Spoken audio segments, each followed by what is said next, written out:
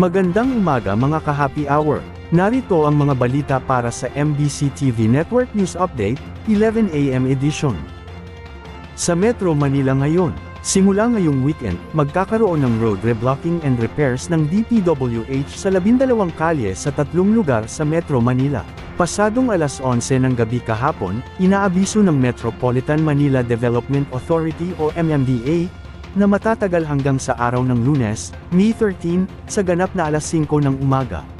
Kabilang ang EDSA southbound sa Mandaluyong, Inner Lane ng Regalado Avenue southbound, Susano Road Novaliches, Second Lane from sidewalk ng G. Araneta Avenue, Truck Lane ng Congressional Avenue exit, Inner Lane ng Payates Road, Third Lane from sidewalk ng Commonwealth Avenue, First Lane from sidewalk ng North Avenue northbound, First Lane from sidewalk ng Santo Domingo Avenue, Tandang Sora Avenue, EDSA southbound sa Makati, at First Lane from sidewalk ng Fairview Avenue.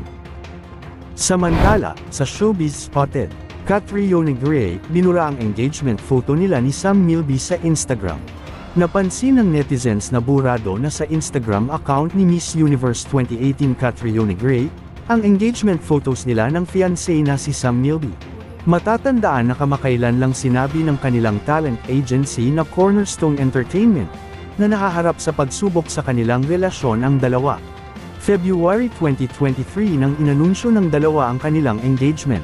Pero ngayon, ang nasabing litrato ng engagement nila ay makikita pa rin sa Instagram account ni Sam. At yan ang mga balita para sa MBC TV Network News Update, 11 AM edition. Abangan ang mga susunod na balitaan mamaya, para sa 2 PM edition.